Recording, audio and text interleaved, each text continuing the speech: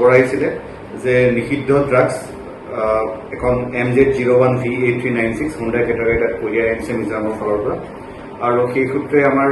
খবৰ ভিত্তিতে আমাৰ পুলিচ টিম গঠন কৰা হ'ল চিভিল পুলিচৰ তাত আমাৰ উচি পাট্টাকালি তেওঁৰ নেতৃত্বত আমাৰ যেতিয়া এখন গাড়ী সূত্ৰৰ ভিত্তিত এখন ইণ্টাৰচেপ্ট কৰা হ'ল আৰু সেই গাড়ীখন আমি যেতিয়া ডেইলি চাৰ্চ কৰিলোঁ ইন প্ৰেজেন্স অফ ইণ্ডিপেণ্ডেণ্ট উইটনেছেছ আৰু ভালকে চাৰ্চ কৰা হ'ল তেতিয়া গাড়ীখনত আমি এটা কথা উল্লেখ কৰিব লাগিব যে প্ৰথম দেখাত তেওঁৰ বাহিৰা যিখিনি ঠাই আছে যিখিনি স্পেচ থাকে তাতে আমি পোৱা নগৈছিলে কিন্তু যেতিয়া ভালকে চাৰ্চ কৰা হ'ল তেতিয়াহ'লে চিক্ৰেট চেম্বাৰ তাত আছিলে কেইটা গাড়ীখন তেওঁলোকে মেনুফেকচাৰ কৰি লৈছিলে আৰু এই চিক্ৰেট চেম্বাৰৰ ভিতৰত আমি যেতিয়া পোৱা গ'ল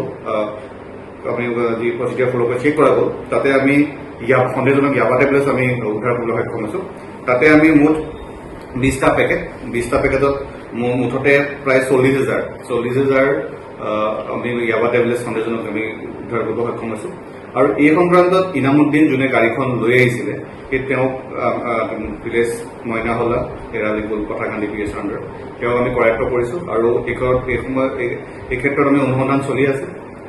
বাকী আমি এইটো প্ৰাৰম্ভিক পৰ্যায় গতিকে আৰু বাকী আগলৈ আমি কোন জড়িত আছে সেই ক্ষেত্ৰত আমি কৰায়ত্ব কৰিম বুলি আমি বিশ্বাস আছে তাৰ লগতে বজাৰ মূল্য হিচাপে আমি চাওঁ তেতিয়াহ'লে এই ড্ৰাগছখিনিৰ বজাৰ মূল্য ব্লেক মাৰ্কেটৰ ভেলু প্ৰায় 4 কোটি টকাৰ হয়